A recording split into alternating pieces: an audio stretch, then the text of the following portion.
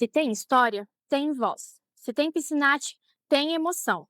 Vem com a gente celebrar os 40 anos da nossa escola no Rebobina Piscinate. Há 4 décadas nasceu uma escola, e com ela milhares de histórias, memórias e transformações de vidas. Está no ar o especial 40 anos Piscinati, um mergulho na memória e no coração de quem faz parte dessa comunidade. Com vocês, Rebobina Piscinati. Eu sou a Mariana. Eu sou a Marielle. E estamos hoje com a nossa queridíssima convidada, Sandra Donato. E é um prazer, uma honra ter aqui conosco, por ter feito parte, dos 40 anos, do Piscinati. E agora vamos fazer umas perguntinhas, vamos interagir um pouquinho. Bom, eu que agradeço o convite, estou lisonjeada em fazer parte dos 40 anos, o aniversário da Escola Piscinati.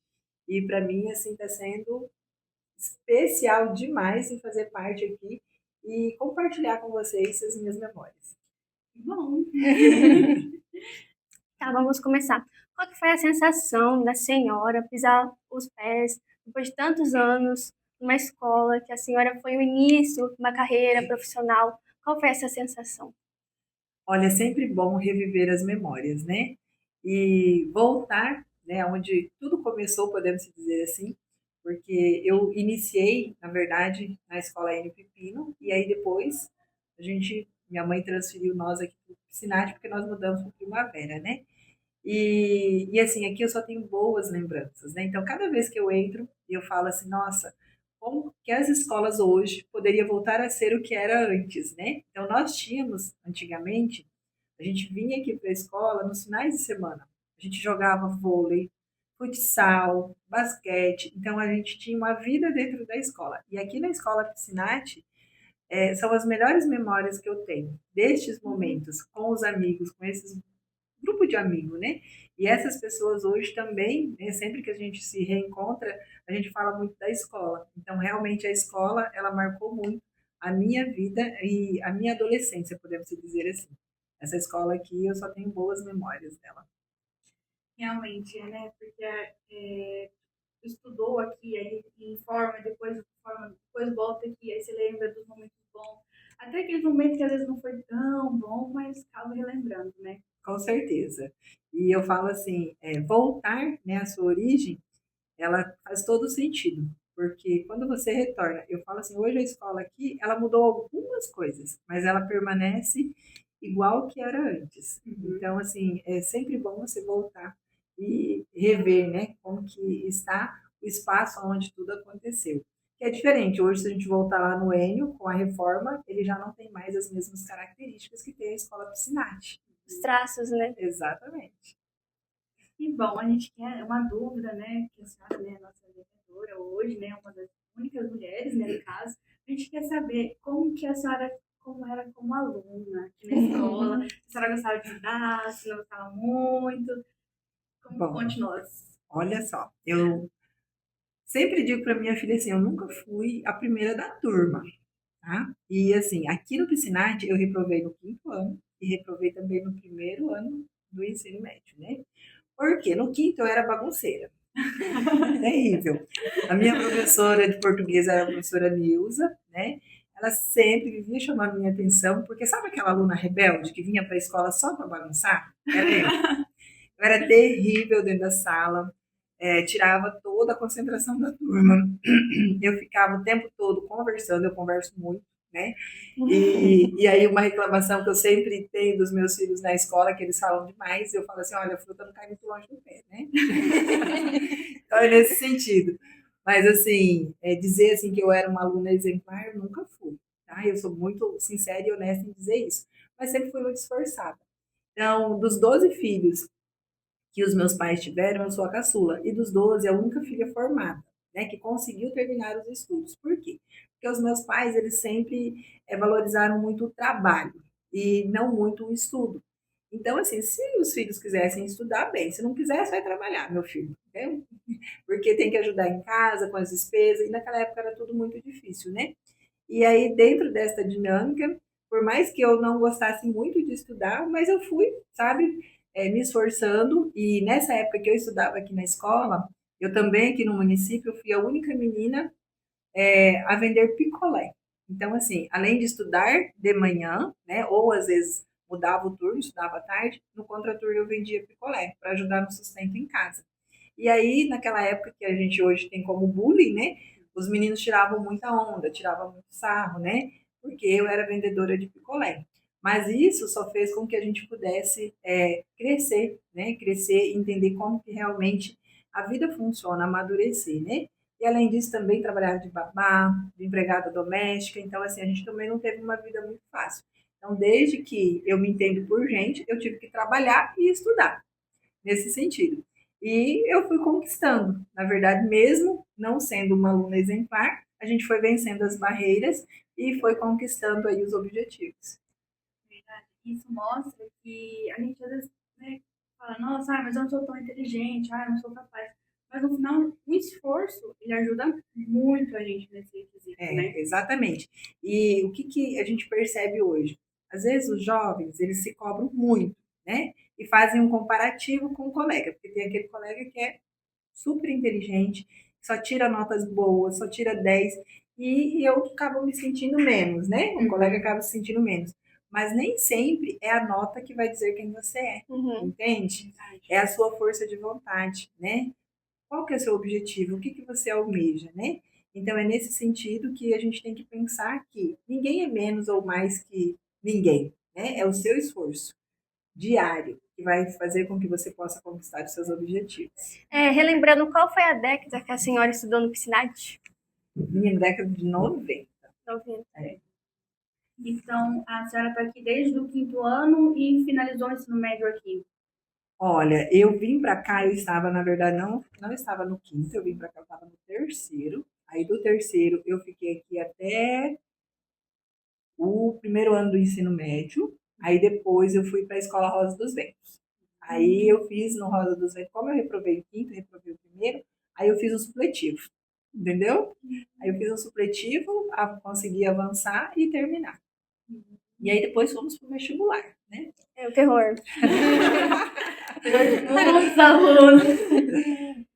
Então, a educação, ela favoreceu melhorias para a senhora, no caso?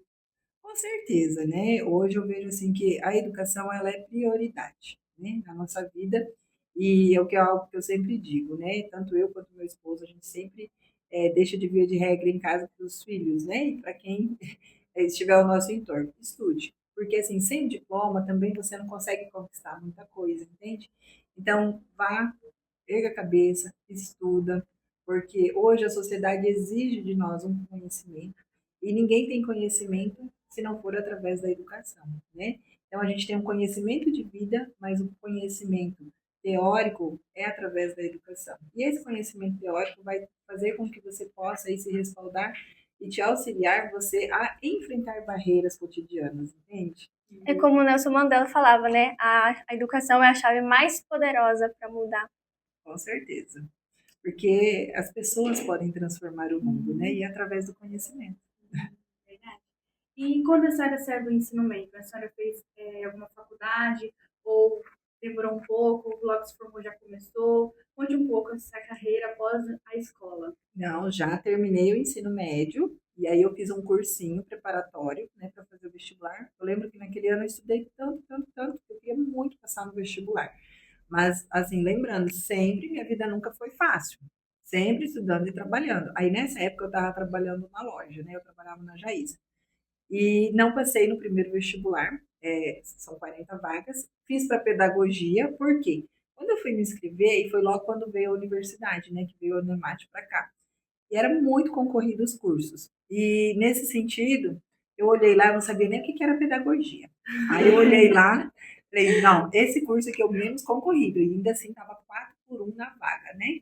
Falei, é esse aqui mesmo, porque nos outros eu olhei e não tenho nem chance. Então me inscrevi naquele. E aí eu me lembro que quando eu estudava aqui no Piscinati, a professora de português, né, passou um dia perguntando o que a gente queria ser quando crescesse, né? Tem essa famosa pergunta, né? Sim.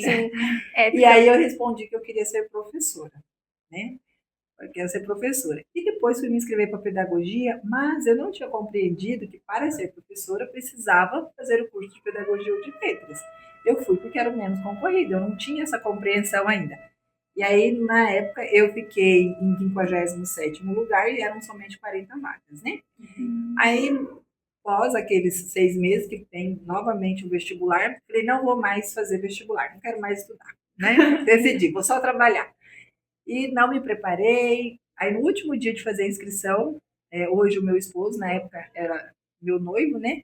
Ele me esperou na porta da loja, falou assim, vamos fazer a sua inscrição no vestibular. Eu falei, não, não quero mais estudar. Ele falou, vai estudar. Sabe por quê? Você não sabe o que vai acontecer com você no dia de amanhã. E a única coisa que nos dá esse respaldo é o estudo. Então, eu quero que você estude. E aí, ele me pegou, me levou lá na universidade, pagou a minha inscrição, fez a minha inscrição, e eu fui fazer o vestibular.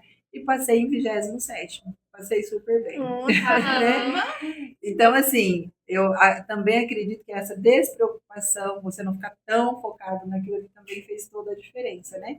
E o que é seu também ninguém tira, Não tira, É verdade. Tudo Todo tem a hora. momento acontece, né? Exato. Agora ser, mas E aí depois me encontrei na pedagogia, né? Algo assim que me surpreendeu muito. E eu faço uma análise assim, que às vezes tem pessoas que querem muito fazer aquele curso, mas ela não se identifica com o curso, entende? Uhum. E era algo que eu comecei assim, despretensiosa, e descobri que eu tenho um dom para pedagogia, entende? Então, assim, eu me identifico muito, adoro a pedagogia. Então, assim, os meus alunos sempre, né, eu trabalhei muito com a turma de pré-escola.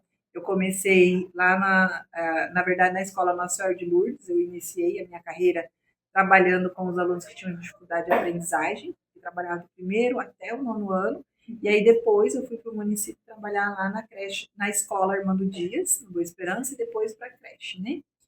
E a minha turminha de pré, todo mundo daí no primeiro ano brigava por pegar, porque eles já iam prontinho para a alfabetização. Então, por isso que eu falo, né? Tem, às vezes, pessoas que se esforçam tanto, mas ele não consegue um bom resultado. E eu, na minha carreira, a vida toda, assim, quem me conhece sabe, assim, os meus alunos são inquestionáveis, assim, eu falo porque, só que é dom também, É dom. né? Uhum. E eu fui aprendendo no percurso que metodologia não existe uma única. Você vai e aprende, pega todas, porque dependendo do aluno, às vezes você vai usar todas aquelas metodologias que você aprendeu e mesmo assim você vai ter que encontrar uma outra, porque cada um é É diferente. diferente do outro. E muito diferente ainda. Com certeza. E aí eu sempre trabalhei, daí depois fiz concurso, aí passei no concurso no município, já vou para quase 25 anos de carreira no município. E aí Deus me deu a oportunidade, sempre estive assim em coordenação de instituições, né? Tanto de educação infantil quanto ensino fundamental. Depois recebi o convite para estar na Secretaria de Educação. Fiquei enquanto coordenadora de todas as unidades de educação infantil.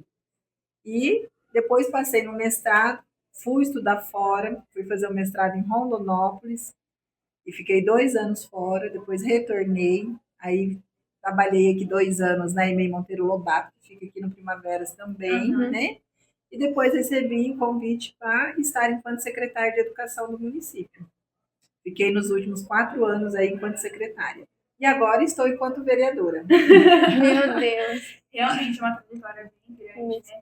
E agora, nos conte um pouquinho essa experiência de ser vereadora. Você sempre teve essa vontade de ser? Ou Onde que a política entrou? Pois é. nos conte um pouquinho sobre isso. Olha só como que o destino é traiçoeiro, né? Podia dizer assim. Quando eu recebi o convite para ser secretária, foi assim. Foi na época da pandemia e todo mundo se isolou na época da pandemia, né? E eu tenho uma chácara, eu estava lá na chácara, sozinha lá, limpando, organizando, né? Todo mundo recluso. Recebi um grupo de amigas, que foi no dia do meu aniversário, fazer um convite para me ajudar a escrever o plano de governo do atual prefeito, seu Roberto. Eu falei assim, elas queriam que eu escrevesse a parte da educação infantil, porque eu era especialista na educação infantil.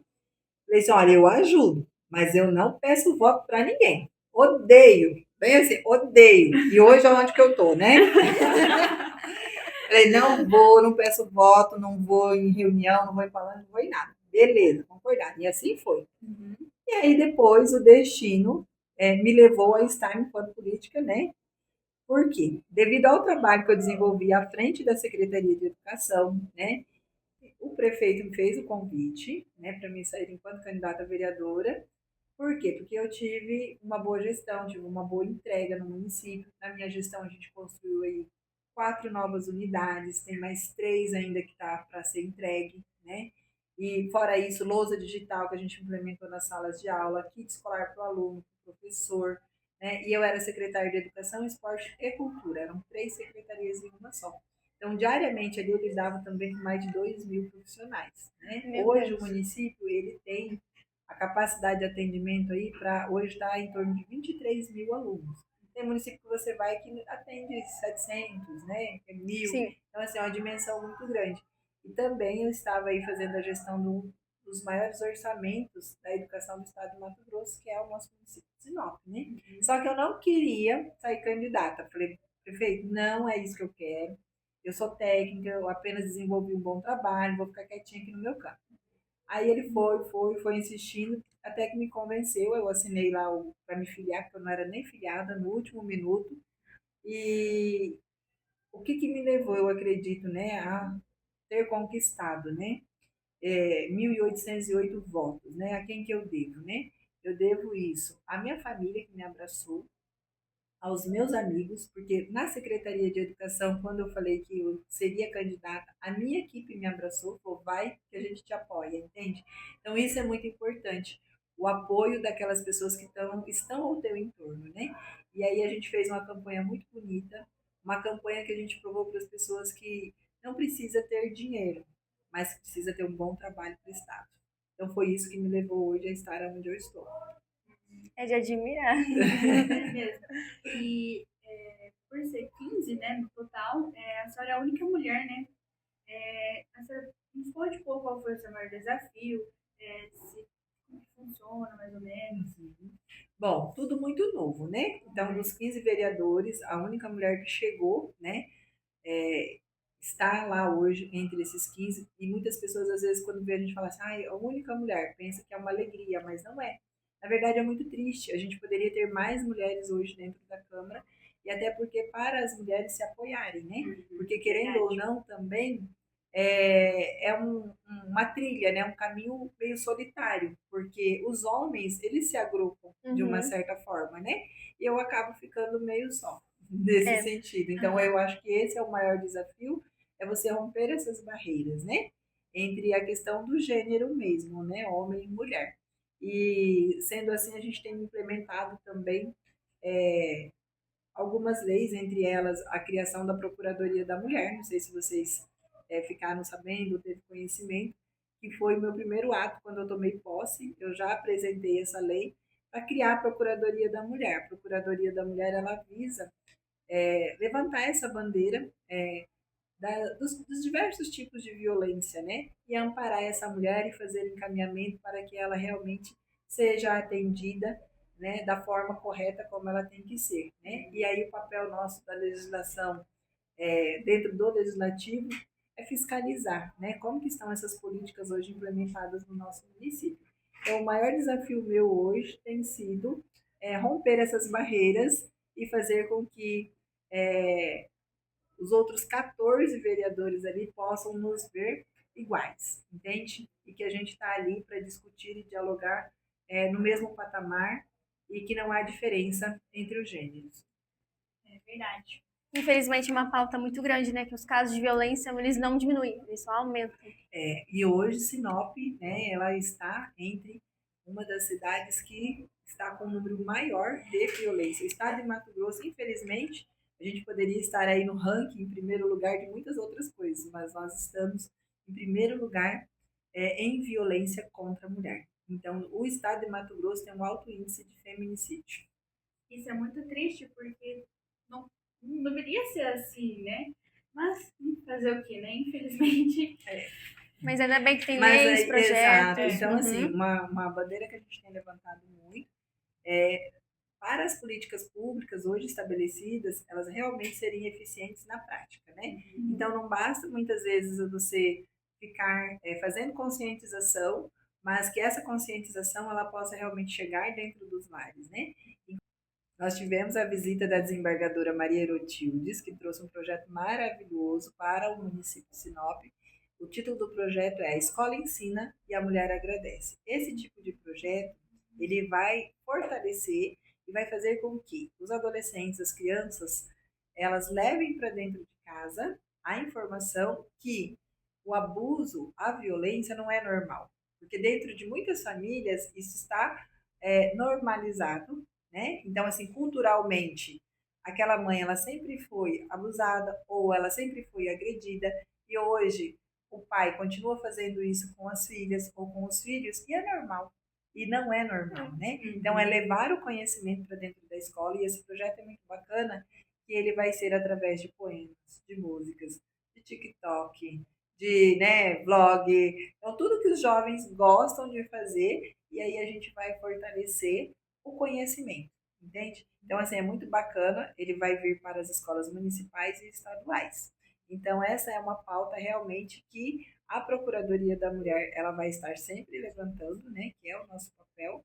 E dentro da Procuradoria da Mulher também a gente tem outros projetos, outras parcerias, né, que entre elas também a gente tem aí a pauta agora, que nós vamos estar indo semana que vem, até inclusive para Cuiabá, tentar aí fortalecer a delegacia da mulher, que hoje, não sei se vocês têm conhecimento, nós só temos uma delegada, uma equipe para atender Sinop e toda a região. Nós precisamos aí fortalecer para que esse atendimento possa avançar. Que infelizmente os casos estão tão aumentando. Nós não temos, na verdade, assim, não sai na mídia o número de mulheres que diariamente buscam a delegacia da mulher, entende? Através de medidas protetivas. Nós só temos conhecimento daquilo que sai na mídia, mas na prática é muito maior. E de preferência ainda, infelizmente, sobre feminicídio. Exato. Exatamente. Fazer o quê, né? Infelizmente é uma coisa que não vem de hoje em dia, isso vem de anos atrás, né? Exato. Mas, bom, agora fugindo um pouquinho do assunto da mulher, a gente viu que você foi a formadora do programa Avisa Lá. Explica um pouquinho pra gente como é esse projeto, como foi, como ele é. Bom, o Avisa Lá, na verdade, assim, ele é foi um projeto em parceria com o Banco Santander e com o MEC, né, o Ministério da Educação. E ele era um projeto que visava, né, formar os gestores, e aí esses gestores, que é diretor e coordenador das unidades de educação infantil, e eles replicavam dentro das instituições. E o principal foco era as diretrizes curriculares da educação infantil, que preza pelo brincar, né? Hoje, a gente tem uma resistência com relação às concepções, né? Concepção. Então, assim, tem aquelas pessoas que elas visam e dizem, né, que o ensino está precário, que as crianças não aprendem mais nada, que é onde já se viu mandar as crianças para a escola só para brincar. Mas vamos olhar o contexto cultural. Antigamente, nós, por mais que se exigia o trabalho, mas também se ia para a escola mais tarde. E aí o que a gente fazia? A gente brincava muito, certo? Então a gente subia em árvore, a gente subia no morro, descia do morro, brincava na lama, brincava na chuva, subia no telhado. Eu mesmo fui uma que brinquei muito em cima do telhado. Cada dia um machucado diferente. Exatamente. Não tinha parquinho, tinha? Não tinha. Então, só que nós explorávamos os espaços, né? E aí é o que fortalece para a aprendizagem a lateralidade, né? Os conceitos, né? O espaço. E hoje as crianças cada vez mais estão privadas desses espaços, certo? Então, hoje as famílias estão cada vez mais fechadas dentro de casa, dentro dos lares, não tiram os filhos para brincar, não tem um tempo de qualidade com esses filhos, não que antigamente se tinha, mas as crianças eram mais livres, entende? E aí, esse projeto e as diretrizes curriculares da educação infantil, ela vem com o objetivo de fazer com que essas crianças, dentro das unidades de educação infantil, possam ter esse momento de qualidade. E que o momento certo dela de aprendizagem, uma coisa ela equilibra a outra, entende? Então, quando eu posso oferecer para as crianças um brincar de qualidade, com objetivo, não é o brincar pelo brincar, vai fazer com que essa criança lá no primeiro ano, ela possa realmente ser alfabetizada. Muitas crianças chegam no primeiro ano e ela não passou pelo percurso do brincar, e muitas vezes não tiveram nem essa oportunidade, elas têm muito mais dificuldade para aprender, para se desenvolver, porque através do brincar a criança aprende, né? E na brincadeira com o objetivo, mais ainda, né? Só que tem autores e autores, né? Mas hoje as diretrizes curriculares da educação infantil, ela estabelece o brincar como uma prioridade para as crianças, né? E é esse o projeto do Avisa Lá. Muito interessante. Uhum. Achei legal. É divertido, ao mesmo tempo é eficiente. Exatamente. Verdade. Bom, agora a gente já falou um pouquinho sobre sua trajetória na escola, na Câmara. Agora a gente vai falar um pouquinho de você, da senhora, no caso, né? A senhora é casada, tem filhos. Sou casada há 28 anos. Tempo, hein? É, Já. a gente namorou 3 anos, depois casei, né? Hoje estou há 28, então são 31, né? 31 anos juntos, né? Temos 2 filhos, eu tenho o João Felipe e a Maria Júlia.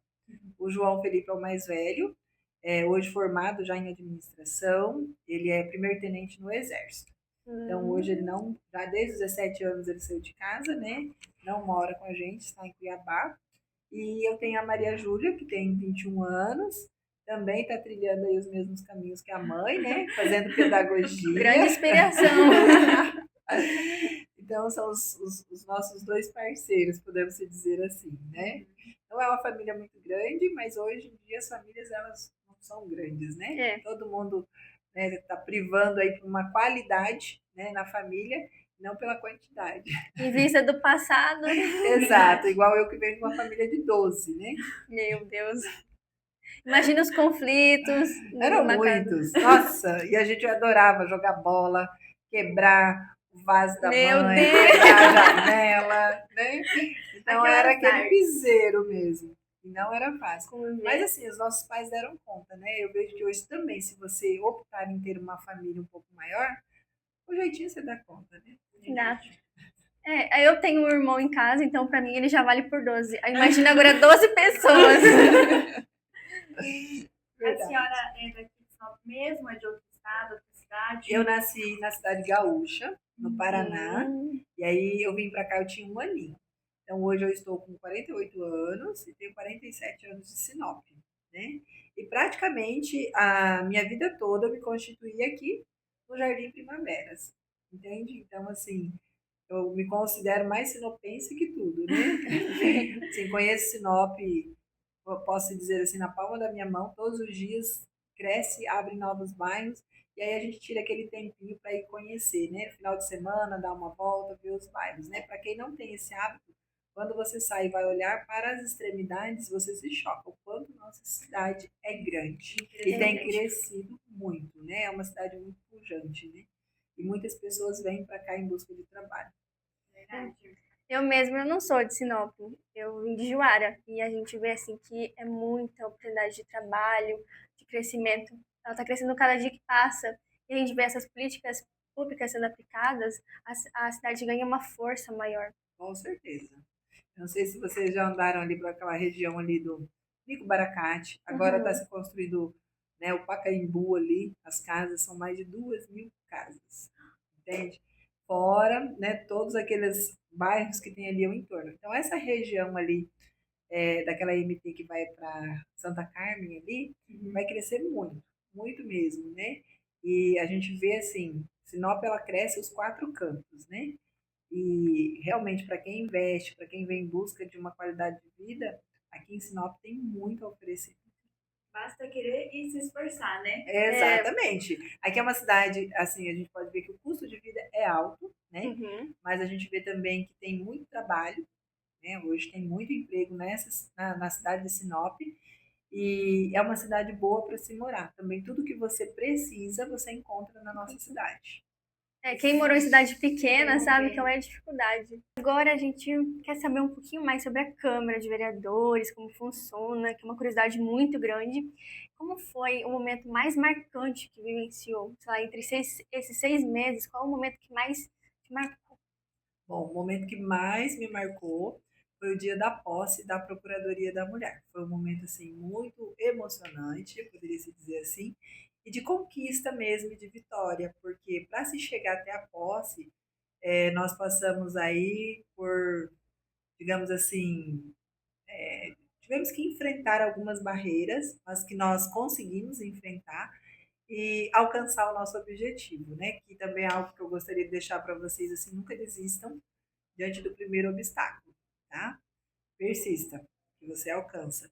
E no dia dessa posse, a gente fez o convite para vir a deputada Janaína Riva, veio também a vereadora. A Janaína Riva, para quem não tem conhecimento, ela é a procuradora da mulher na Assembleia do Estado. E aí a gente fez o convite para a Maísa Leão, que é a criadora da lei da Procuradoria da Mulher na Câmara de Vereadores em Cuiabá. E também veio a Andréa Vareia, que é a procuradora da mulher em Matupá. Então a gente fez o convite para as procuradoras e elas vieram, né, no qual fez com que o nosso evento ele realmente ficasse um evento belíssimo, né, porque são pessoas assim que já desenvolvem esse tipo de trabalho e também esteve presente a nossa querida senadora Rosana Martinelli, também esteve ali outros deputados que estavam passando na cidade e vieram também complementar o nosso evento. E foi um momento assim muito especial que a gente debateu, apesar que o tempo ele também foi curto, mas debateu as políticas já estabelecidas e qual era o papel, o que, que essas procuradorias já vinham desenvolvendo em seus municípios e estados, né? Qual o trabalho que eles vinham realizando, que veio aqui complementar o nosso trabalho e nos dar aí uma visibilidade de como nós podemos fazer no nosso município. Realmente foi um projeto bem grande e muito interessante também, um tema muito importante, né? Uma posse, né? Como as pessoas acham que é só ir lá, pegar um diploma e tudo mais, assim, mas ver que já no início teve todas essas mulheres que são uma força para o nosso estado, para o nosso município, com projetos muito importantes que precisam ser rebatidos mesmo. Com certeza. E agora, para o dia 22 de agosto, nós também vamos trazer aí a vereadora Maísa Leão, né? Que vem também fazer uma palestra para nós sobre os 5 tipos de violência contra a mulher e também conexão e poder, né? Que visa também dar esse respaldo para as mulheres, que as mulheres têm muita competência, muita capacidade, e por que não essas mulheres estarem na política? Fortalecer a política, entende? Por que muitas mulheres têm medo de participar, têm medo de entrar? Porque nós temos que dar as mãos e fortalecer, fazer que cada vez mais as mulheres possam se empoderar e o lugar da mulher é onde ela quiser estar, né? Então é potencializar essas mulheres. Exatamente. Aí agora a gente quer fazer uma pergunta, voltando lá para a escola, do PSNAD em si. Não sei se a senhora soube, né, da notícia que provavelmente o PSNAD vai se tornar cívico-militar. Qual é a sua opinião sobre esse assunto? A senhora concorda? Acha necessário? Conte um pouquinho sobre isso. Bom, hoje em Sinop nós temos a escola militar, né? E para quem não tem conhecimento também foi na minha gestão, né? Eu que estive à frente para fazer com que realmente se transformasse em uma realidade, né? Então, hoje a escola militar está aí, já instituída, e a escola que teve o maior IDEB do estado de Mato Grosso entre as escolas militares, né? A escola de Sinop. E isso já faz com que a gente possa refletir que realmente tem um diferencial, né? Dentro da escola. E a cívico-militar era um pouco diferente o trabalho. Mas o meu ponto de vista é algo que vem agregar, que vem auxiliar os professores.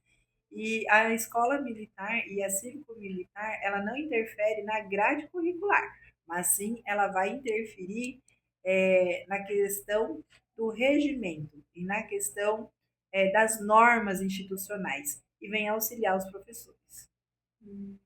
Realmente, né? É algo que pode ser que ajude muito, né?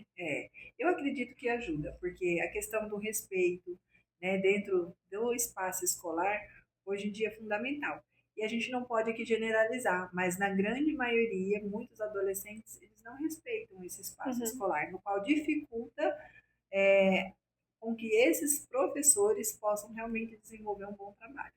Nós, como convivemos todos os dias na sala de aula, a gente vê que é uma pauta que precisa ser urgentemente debatida. Né? E aí ser feito algo. Eu acredito que a escola cívico-militar ela vem para auxiliar nesse sentido.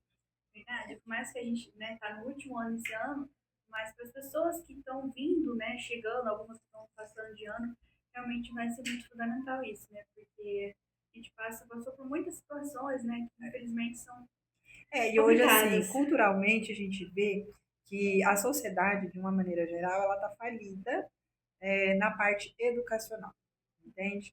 A sociedade como um todo. E, querendo ou não, está se terceirizando para a escola, né? Então, toda essa responsabilidade, ela vem para dentro do ambiente escolar. E a escola cívico-militar, ela vem trabalhar essas regras, né? Trabalhar os princípios, né? O princípio da ética, da moral, né?